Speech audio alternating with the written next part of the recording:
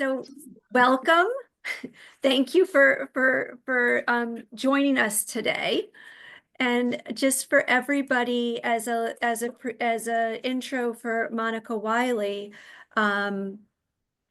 Monica is currently employed at the National Disability Rights Network as a voter engagement specialist.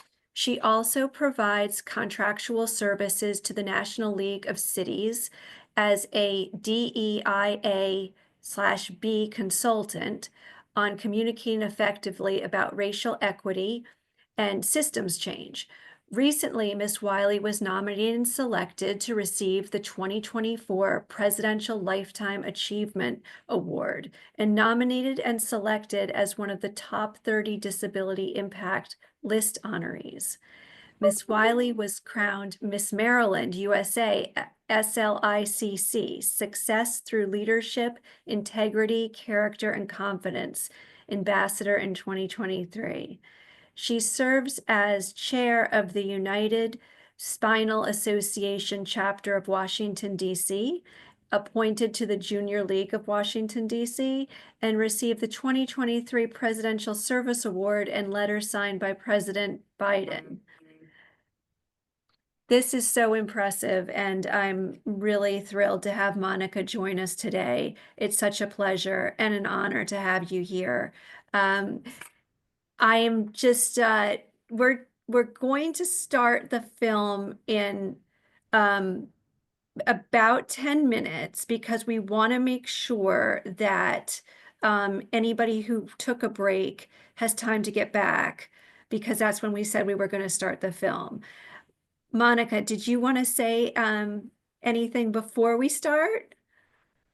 No, I thank you so much for having me be a part of this important, I call it a conversation. I know it's a symposium, but I call it an important conversation, especially everything that's taken place with the attacks on the cross-disability community and how we need to come together cohesively with our various voices in terms of our disability to elevate our voice and our advocacy and our policies to make sure that we are protecting our rights as individuals, our rights as individuals with disabilities, and to be very meaningful and impactful with the work that we're doing to ensure that we have the quality of life that we richly deserve, because that's a part of human rights. So I am truly delighted to be with you this afternoon or morning, depending on where you are across the country. And just want to give a quick image description, and I'll make sure that I give another one again. So I am a Black woman, African-American woman, with some lovely, lovely golden blonde locks that are just flowing down the side of my face, with some very nice and very cute brown and caramel color glasses. Yes, I am definitely a fashionista, as you can kind of see based on my image description. And I have on evergreen dress with the Presidential Lifetime Achievement Award pin that I'm wearing on the left side of my dress. And so that is my look today, and I truly look forward again to this discussion. Thank you. Thank you so much. Thanks. This is gonna we are going to just wait a couple minutes because I just want to make sure that we are true to our word here. Does anybody have a question for Monica before we start? This is a conversation. This is such an important, I think, I mean, obviously, I think such an important topic that I'm really pleased to see so many people here today talking about it. Went in and they cleaned up everything and busted it all up. Yeah, because it keeps.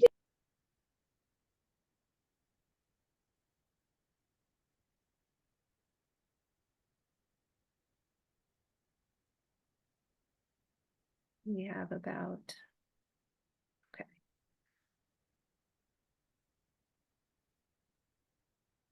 No questions yet.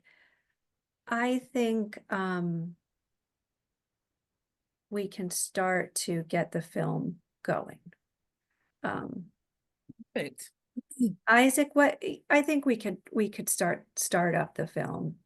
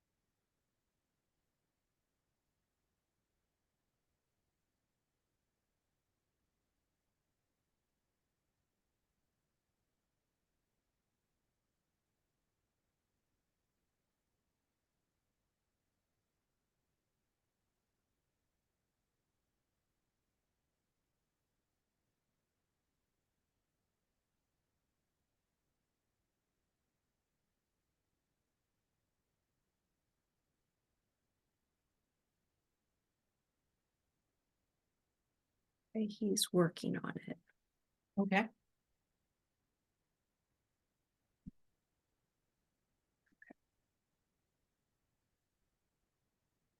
Can you tell me a little bit about yourself? I am a community access specialist. I am a director of independent living services. I am a doctor. I am looking to go back to school again.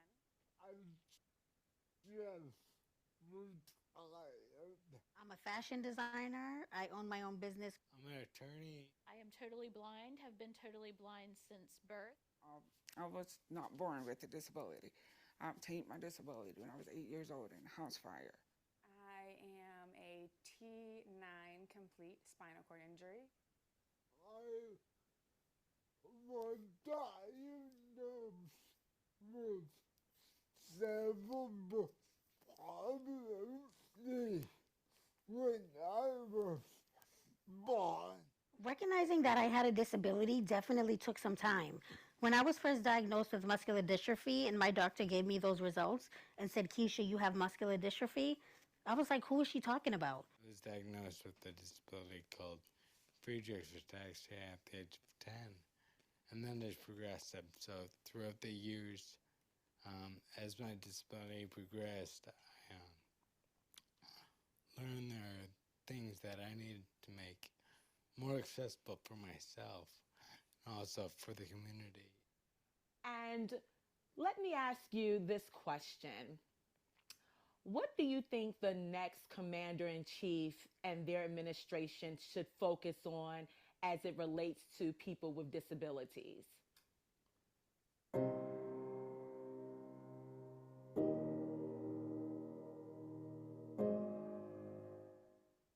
So Monica, you want to tell people a little bit about why we did this project? This project is very important to me because more than 1 in 4 people in this country have a disability, and over 38 million of them are eligible to vote. So you would think that public officials and politicians will truly be fighting for our votes since we are the largest voting bloc. But over 60% of likely voters feel that public officials and politicians don't really care about what we go through in our community, what the disability community thinks or goes through. And I guess I can see why, because people with disabilities earn less than those that are not disabled. People with disabilities are on Social Security and Medicare and have restrictions on how much they can make and earn. And unfortunately, you know, this part is rather unfortunate that people with disabilities are less likely to go to college and don't even obtain a bachelor's degree. So we went to voters in our community to hear what they had to say, to hear what they expect from politicians and public officials, because they're not in our community. They don't hear our experiences, and they don't know what our lives are like on a day-to-day basis. So we went to those voters in our community to hear what they want from politicians and from the next commander-in-chief. I was really the first person in that school, in that county, with that severe of a disability. So they had no idea what to do. And so when it came time for me to come back to school, because I was in the 3rd grade when it happened, they did not want me to come back to school. They wanted me to go to the school in Spartanburg for the deaf or blind, because they felt it was a better fit for me, because they didn't think they had the tools to serve me in, you know, public education. I spent years in college going part-time, for me to do any homework. It takes me much longer. And at that time, we did technology. And my mom, she fought hard Shriners Hospital, I don't know if you've heard of them, but they stepped in and they were like, no, you have to provide her with equal education at the school. And so we ended up winning the argument, and I ended up being able to stay in the school system that I was already in. I mean, I had accommodations in the beginning, but as I got older and started transitioning to high school and stuff, those accommodations started to kind of like taper back, and I wasn't really getting the full benefits of what I should have been. And I didn't know these things. If I knew then what I knew now, I probably would have been in a much better place. I wanted a regular life with a real job. And hopefully marriage. I mean, but let's take it a step back. So before this project, how did you end up doing disability activism? Well, I became disabled at the age of 9. It was caused by a drunk driver that killed my entire family. And when I left the hospital from rehabilitation and returned back to school, back into society, and went back to school, while I had expectations and goals of myself that never changed, others around me had a whole set of expectations. And I had a 504 plan, and I had accommodations that were provided for me. And while I was successful with those accommodations and having those accommodations even in college, when I entered the workforce and I had these goals and dreams to be fulfilled, I started applying for jobs, and I was being turned down from every position that I applied for, and I knew I was qualified for those positions, and they were giving them to people that were not disabled and was far less qualified than myself. And I realized it was because of my disability.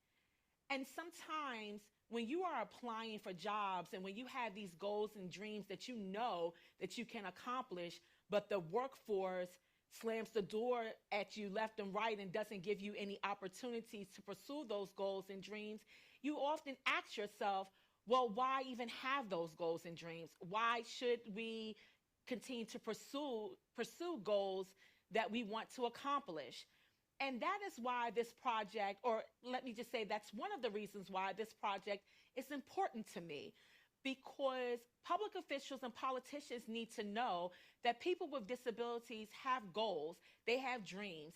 Can you speak to me a little bit about employment, the need for better employment for people with disabilities, and also if you have experienced any type of employment barriers as a person with a disability? I choose to disclose.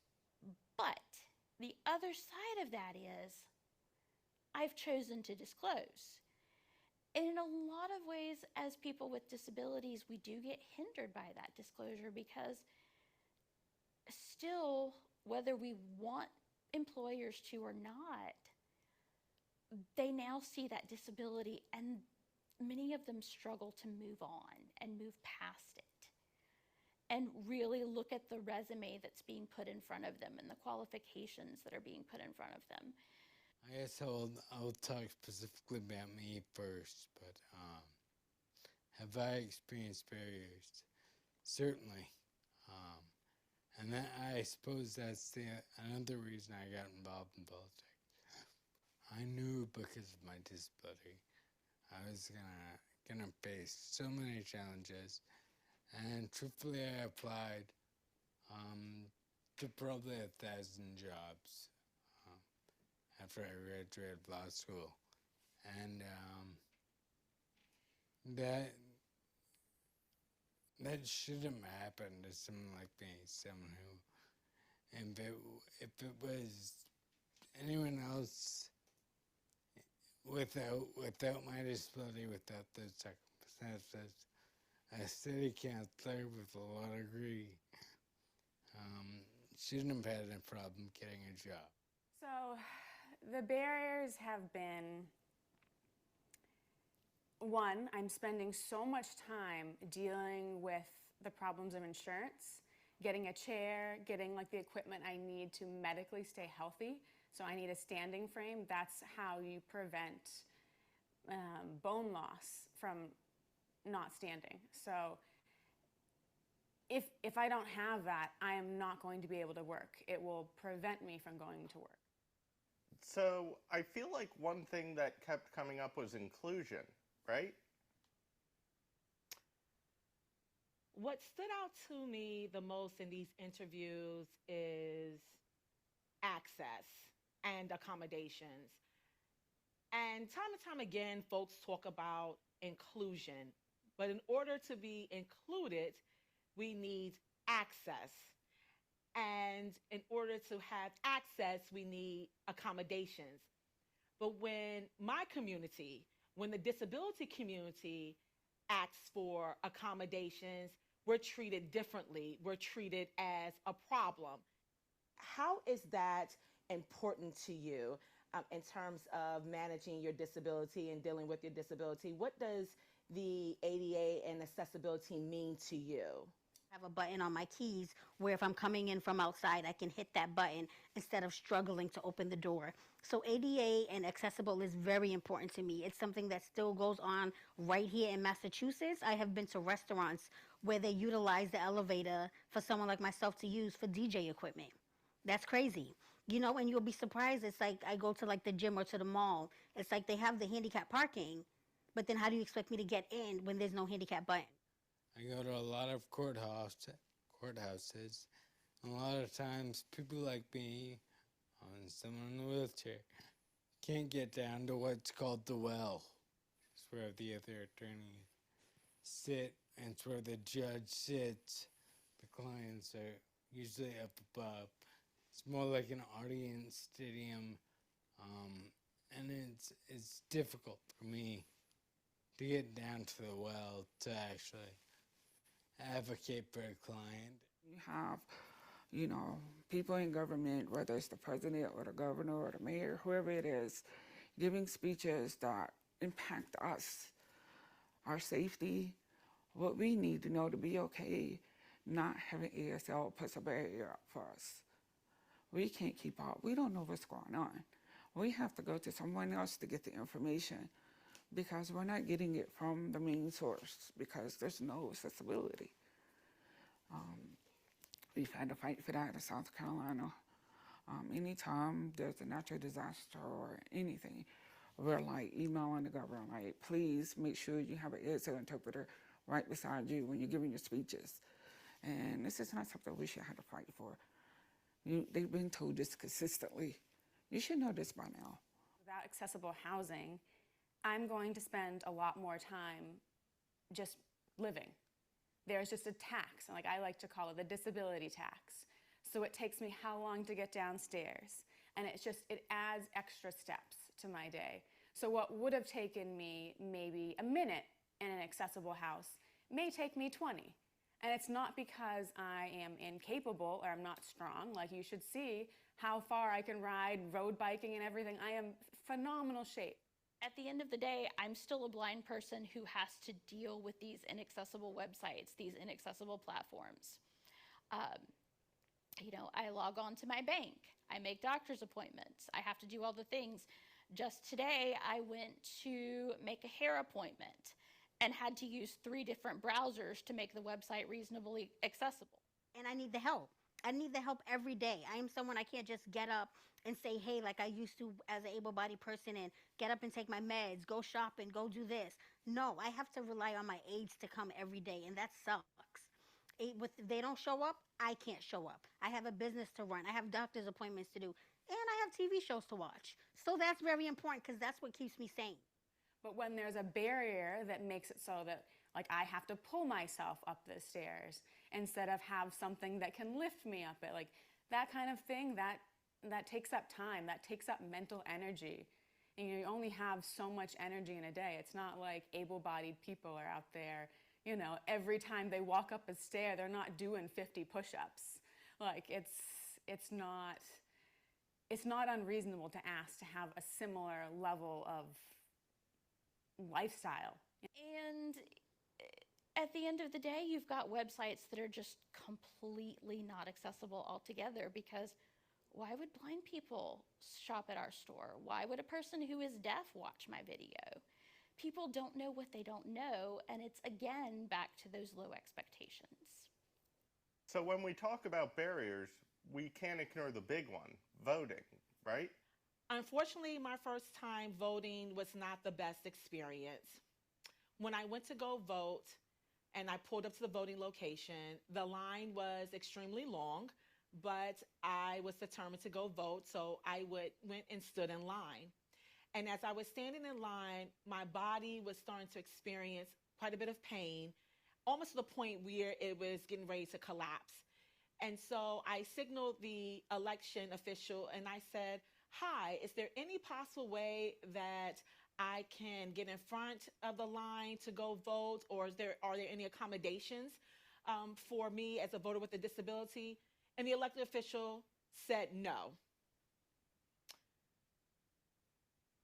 That was very hurtful, but I was determined to vote. I stayed persistent, and so I made sure that I did what I had to do to go and vote. And that's exactly what I did. I maintained perseverance and was persistent and voted. I want to shift a little bit to voting. Can you share with me about your experience first time voting? How did you feel when you first voted? So actually, when I first voted, I was in the newspaper. I was able-bodied, believe it or not, in my hometown. And I truly believe voting should represent the people that the government is serving. So I think voting to me is hugely important. I will move heaven and earth to get to the polling place regardless of what a day it is. I mean, today I spent the night in the emergency room. I think I got 2 hours of sleep, but I'm going to vote because I think that is the only way your voice is heard. I think we're a population that is often disregarded. Monica, I will be honest with you that the 2020 election was actually the first time I voted. Wow, voting for me the first time, it feels like so long ago. I feel so old. I'm like 38 now. So of course it felt exciting because I'm like, oh, my voice, my opinion matters. I'm voting. So I was totally excited from what I could remember because I'm like, finally. I buried my head in the sand and didn't follow politics and didn't engage because my thought process was, no candidate has directly acknowledged me as a person with disability. So what difference is this going to make and why should I care? But at the end of the day, your vote does make a difference. They agreed that I confirmed in the car, but they needed to watch the watch me to vote. It's on top of the head-ups. I cannot hold a pen. I need to verbally tell someone how I wanted to vote. I would tell my age. I'm just kidding. I've been voting since I was 18, so it's been a while. I vote every year. I was at college when I first voted. And I was all proud and excited. I get to vote for the first time, waiting in line. And let me ask you this question. What do you think the next commander-in-chief and their administration should focus on as it relates to people with disabilities? You know, if you want a commander-in-chief or someone to show that they're disability friendly, put someone with a disability in your cabinet, put them in a high position, appoint them to judgeships, appoint them, to department heads, appoint them to bigger spots in the government. That's how you're gonna promote change. Whoever the individual is, the president needs to realize we are educated human beings. We might talk funny our bodies, but lie over. But we have a lot to say and a lot to contribute. I also want to see more accessibility in the healthcare space, and I'll use a personal example. I am also a person who is pre-diabetic and needs to monitor her blood sugar on a regular basis. And there are very limited ways that I can do that as a person who's blind. And so keeping in mind that medical devices also need to be accessible. There's some legislation right now, the Medical Device Non-Visual Accessibility Act, that we've seen introduced in both houses that I really want to see carry forward. And then just things like keeping in mind that medical devices are expensive. And so I don't want to pay $75 for the ability to test my blood sugar when a sighted person can do that a bit cheaper. I want the fact that I need accessible technology, accessible medical devices to be kept in mind. And I am one of many people who has these concerns about, tons of healthcare needs. I would say the next commander-in-chief needs to focus on so much things in the disability community. With the PCA shortage, the PCAs need to get paid more. And stop it with the whole people that are on disability where they can't work and they have to only make a certain amount each month. That is crazy. It's like we didn't ask to be this way. I would like to get up and do what I used to do fashion, merchandising, travel to stores, but I can't do that. Due to this muscular dystrophy, I don't have control over that. I wake up every morning and this muscular dystrophy tells me what it wants to do. So you need to stop with the SDA and the SGA amount that we can only make this amount. It sucks. Like, stop it. Well, I think one of the things that's so hard is you can't rely on what your body can do.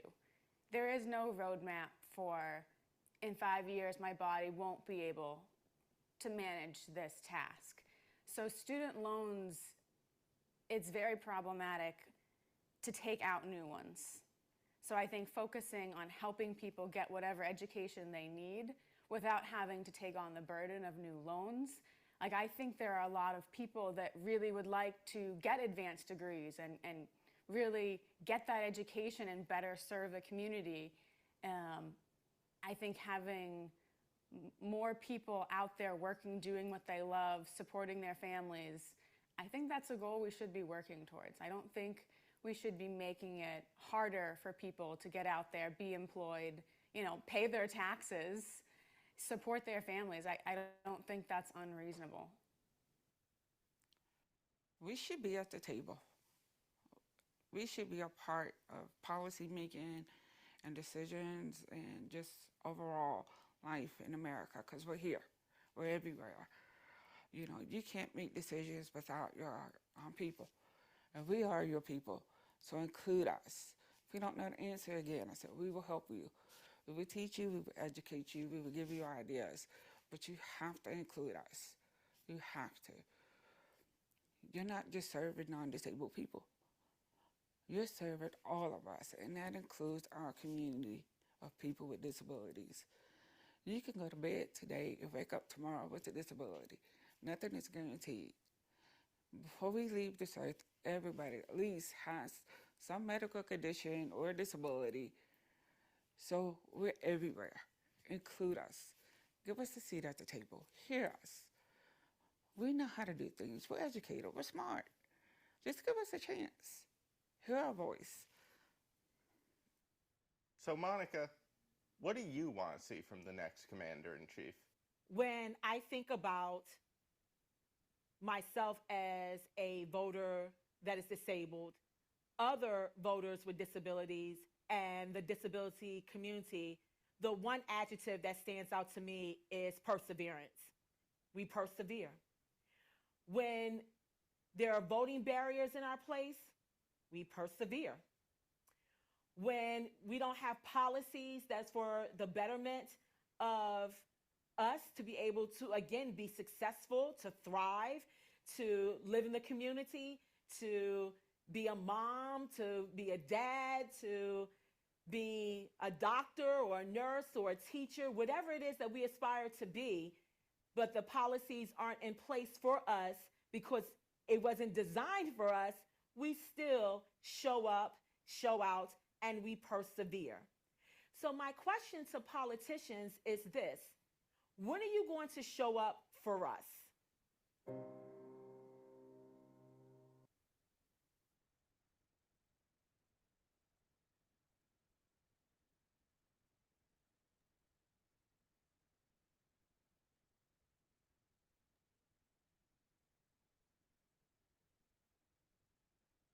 Hi, Monica, it's Shelley. Hi, Shelley, how are you? Good, so nice to see your face. Thank you, thank you. Glad to be here. I wanted to ask you a question. Sure. I see we have a bunch of time left.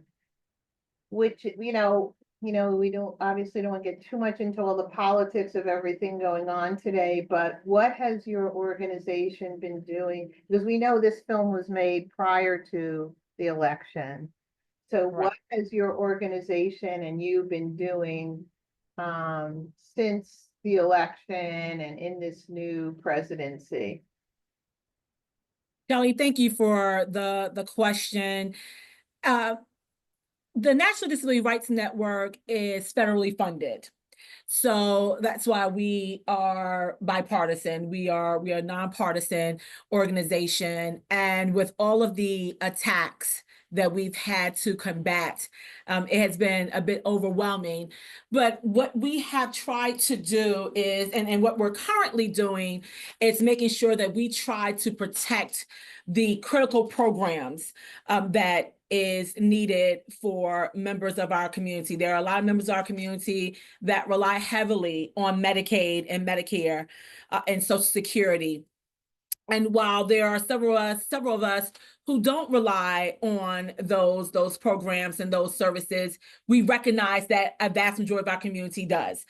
And so what we've been doing is that we've been working very closely with our coalition partners and also just speaking with elected officials to talk about the work that the National Disability Rights Network does and our agencies across the country, the services that we provide, the intake services, the CAP and PAMI, and that's for the DD councils, the disability councils, and the parents that we work closely with, or I'm sorry, correction, that our agencies across the country and those respective states work with to make sure that they have a voice at the table as it pertains to their child's education. So special education, of course, voting rights, because there are some parents that are very, very active that work with a lot of our power representatives, and those are those individuals that work specifically on voting, and they're thinking 5-10 years ahead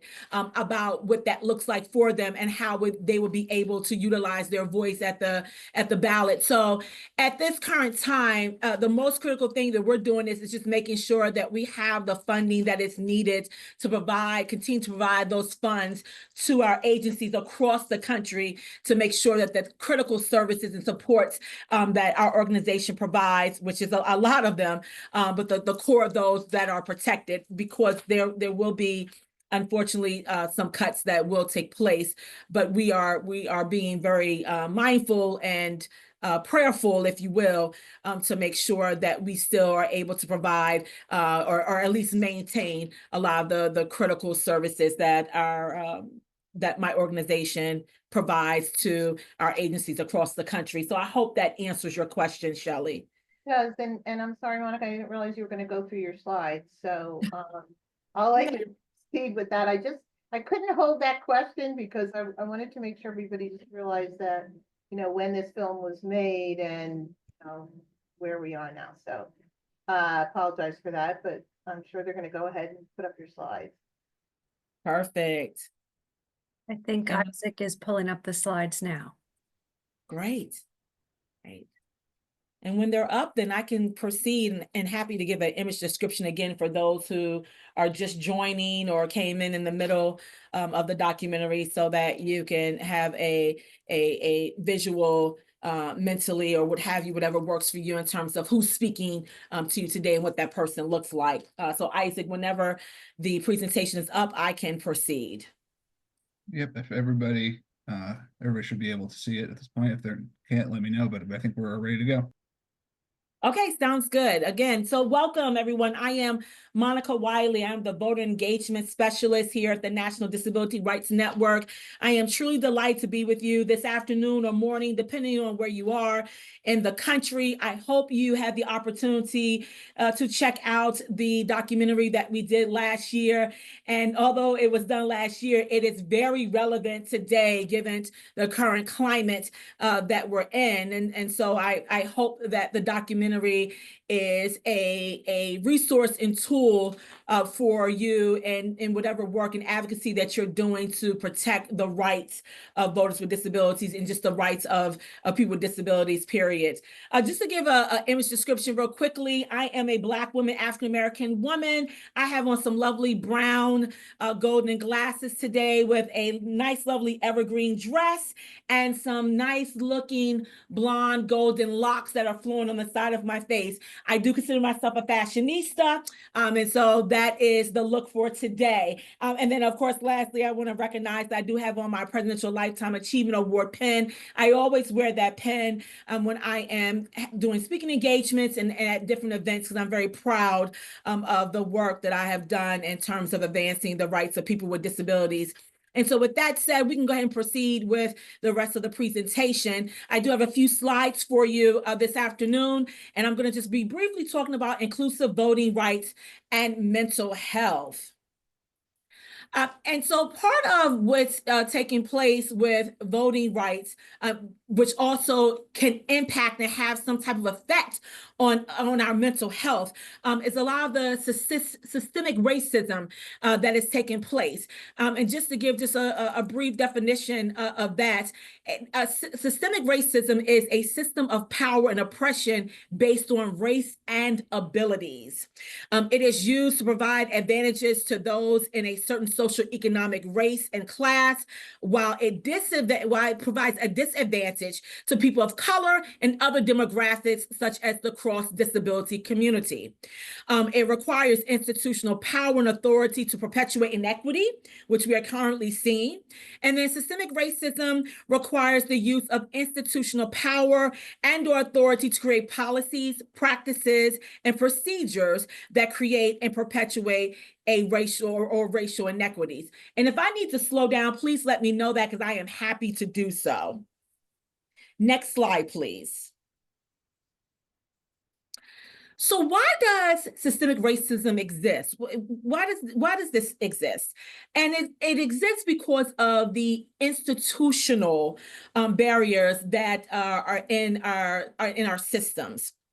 And so institutional barriers are policies and practices and procedures that either intentionally or unintentionally advantage a certain socioeconomic class, while again, it definitely provides a disadvantage to people of color and people with disabilities. And then the structural piece of systemic racism is that history and even the current reality of institutional racism across all institutions, they come together, combine to create a system that negatively impacts people of color, the working class, and people with disabilities. And people with disabilities are part of the working class. And so that is why systemic racism takes place. And unfortunately, that is why people with disabilities more often than not experience systemic racism. I think the key takeaway here that I want you to take away from this is that individuals can perpetuate systemic racism through implicit and explicit biases that we tend to develop pertaining to people with disabilities. Next slide, please. So biases that exist in individuals and institutions are institutional. I'm just going to go over two very quickly here. Are institutional explicit policies, which these policies explicitly discriminate against a group. For example, voting rights. And then there's individual explicit, and that is prejudice in action. I mean, it is blatant disrespect. I'm sorry, well, it is disrespectful, but it's blatant discrimination based on a person, populace, or ability, which in this case, people with disabilities. Next slide, please. Throughout these biases, we create these assumptions that tends to take place about people with disabilities. These assumptions, they form these biases. And so biases are thoughts and assumptions that are traditionally unfair against one thing, one person or persons or a group compared to another. And there are two types of biases, which I just briefly kind of went over there, which is the explicit, which is expressed directly. It is what we are and what we are aware of, and then the implicit, which is expressed indirectly, and that is what we are not aware of. Some examples of the biases that take place is based on, again, your abilities, people with disabilities, race, gender, identities, and socioeconomic class. And so when we talk about explicit, that means that you are aware of your biases, that society is aware of the biases that they have on people with disabilities, and they operate in those biases consciously. But the implicit are the unaware biases, and you operate subconsciously, such as I know a lot of us have heard, for those of us that that have a disability and were married, it's a shock to certain people. They're like, oh, you're married? You have children? Those are implicit biases because they are unconsciously aware that they are having these biases about people with disabilities, or people with disabilities that, you know, have a senior level role, which there isn't many, but there are a few of us that do. They have these certain implicit biases about people with disabilities and their abilities in the workplace and in the community and et cetera. Next slide, please. So I'm going to talk about voting rights and the mental health capacity. Many states have mental health related restrictions on the right to vote. And some states have restrictions that can be difficult to interpret, and it varies from state to state.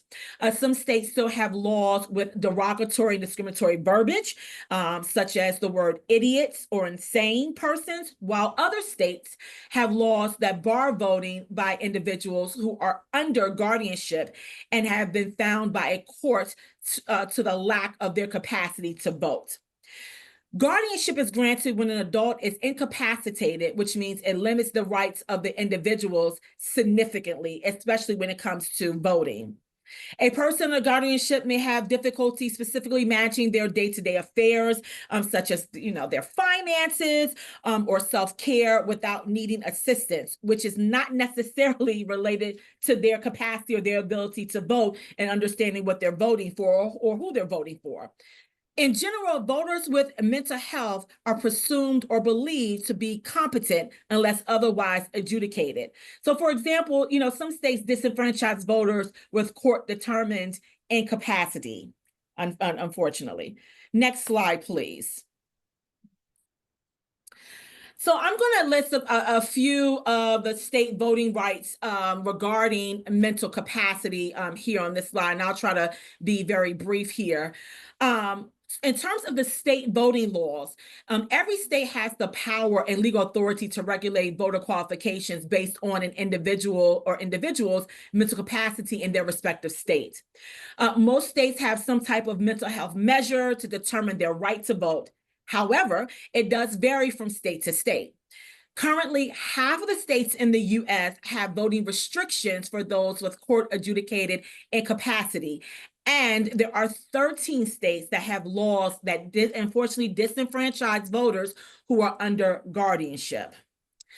On September 9, 2024, the U.S. Department of Justice issued a new guidance addressing limits on when and how jurisdictions may remove voters from their voters list. This guidance was released with a fact sheet, and I did provide the link. It should be in the slide. If it's not in the slide, I'm happy to provide that information to you all at a later date. But the guide, what it does is it provides information on federal laws that protect the rights to vote, include Americans with Disabilities Act, and it emphasizes the ADA, that the ADA requires states and local governments to ensure people with disabilities have full and equal opportunity to vote. So that is the state voting laws pertaining to mental capacity. Now, on the federal level, federal voting rights and its capacity stem from the 14th Amendment and various legislative laws passed by Congress. Next slide, please. So the 14th Amendment, as we are aware, states that no state shall deny any person within its jurisdiction equal protection of the law. If an individual meets the age and residency requirements to vote in the jurisdiction according to the 14th Amendment's Equal Protection Clause, individuals with diminished mental capacity cannot be prevented from voting.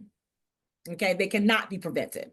Congress has passed various pieces of legislation over the years that relates to voting rights for people with disabilities that may include mental capacity issues. The legislation includes the following.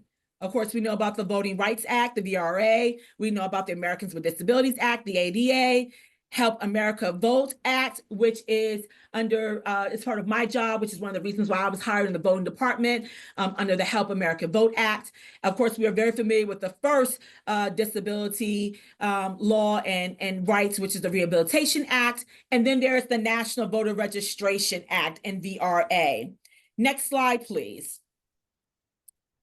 So while we have these federal laws regarding voting mental capacity, however, these laws primarily focus on voting rights for those such as myself with physical disabilities, not quite necessarily on mental disability or diminished capacity. Each law addresses different specific issues, such as the VRA abolishing using literacy tests as a way to limit who may or may not vote. The ADA forbids preventing qualified people from voting if they meet the essential requirements to vote. And then the Help Americans Vote Act allows individuals whose eligibility to vote is questioned, but this grants a voter with mental health the ability to vote using a provisional ballot. Next slide, please.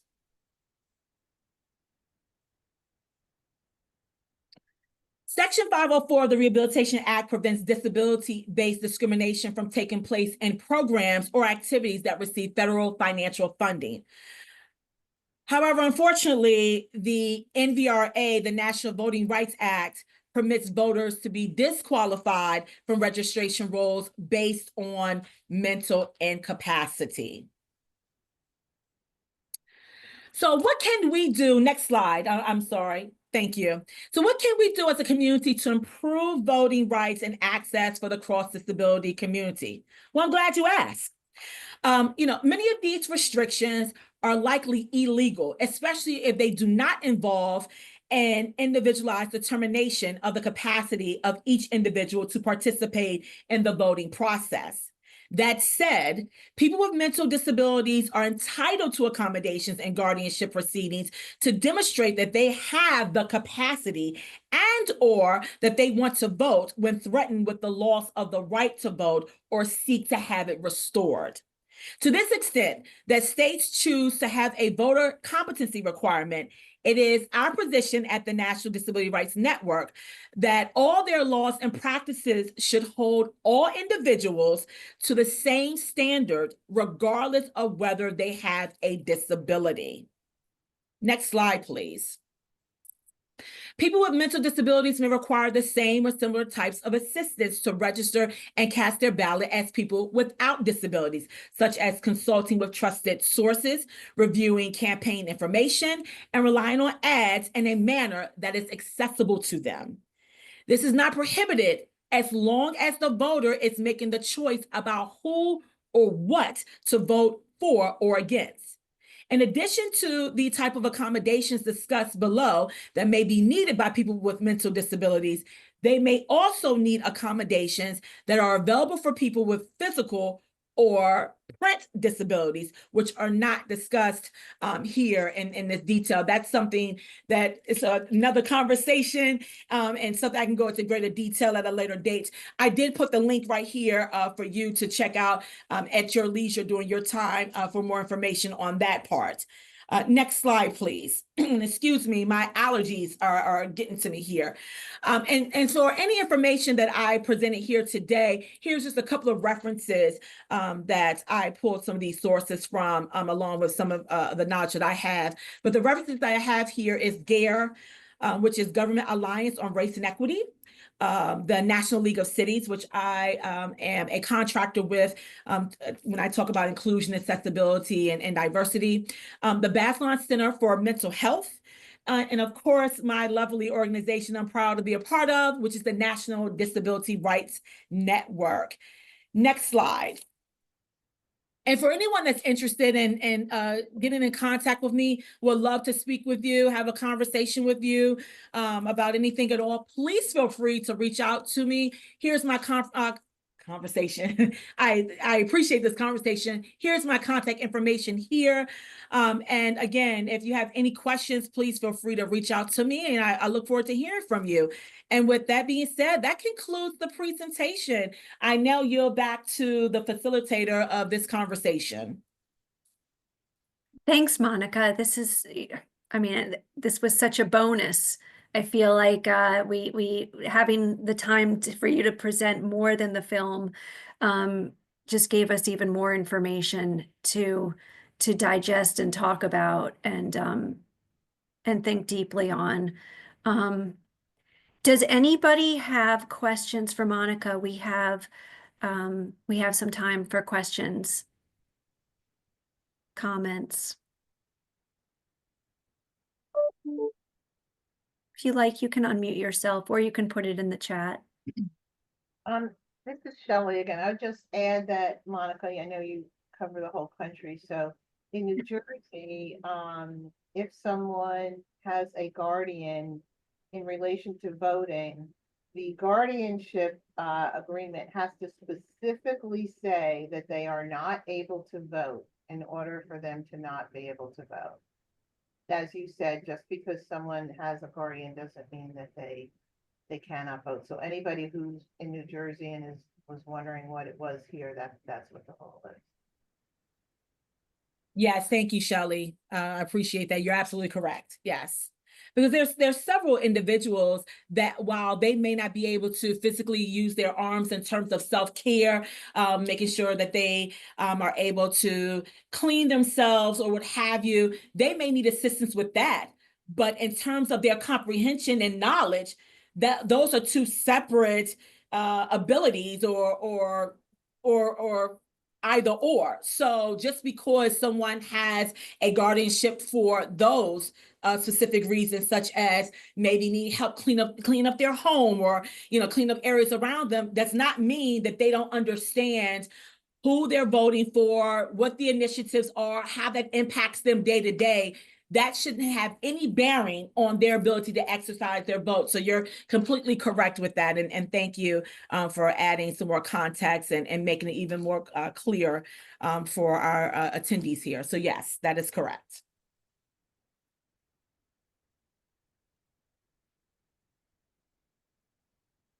Oh, so in the chat, Michael Evangelista says thank you. And then Delmi Flores has a question. She writes, hello, Monica. My question is, given that federal systems fund many of the services meant to support these communities, how can we address the disconnect when those same systems or the leaders within them fail to represent, respect, or even listen to the people they're meant to serve? I love this question. Thank you, Delmi, for being here this afternoon. And thank you for the question. I love this question because this brings out the grassroots advocacy. And I would like to say the fireball in me. I consider myself pretty much a pit bull in a skirt when it comes to them not recognizing and listening to us. And what I say to you is, for those that are in the federal government, those elected officials that we voted for, that we have charged them with to effectively advocate for our rights and for our needs and for us as human beings, that if they don't give us the space to be able to speak with them and to be a part of the movement to combat these challenges and to eliminate these systemic barriers, that if they don't make the space for you, you create the space. There's one particular leader back during the civil rights movement. I can't think of the name right now, but this individual, matter of fact, I believe it's Shirley Chisholm, who ran for, she was a member of Congress and ran for president. And she said, if they don't have a chair for you at the table, bring your own chair. If they don't create a space for you, you make a space. That was right up my alley because that's all I knew how to do. That's how I was able to build my career. So when you know, first of all, you are the policy, okay? It's you. The people make up the policies. You are the policy. You are the person that they need to make sure that they are hearing us and that they are respecting us and that they're recognizing that our voices need to be a part of the change. And so when they don't recognize that change, when you give them the opportunity for them to try to connect with you and they dismiss you or don't provide you a way to do it, this is where you look within inside yourself, because you have that power and you know that that advocacy is needed, because you wouldn't be here today if you didn't have some type of advocacy or some type of power. So you channel, you harness, you horn in on that power, and you create that path and you make that way so that they have no choice but to recognize you, but to see you, but to acknowledge you, and to also realize that you have a lot to say and that what you do have to say is meaningful, it's knowledgeable, and it's beneficial. That would be my response.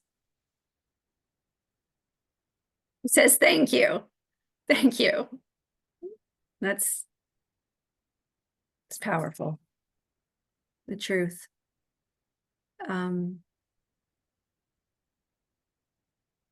Other questions?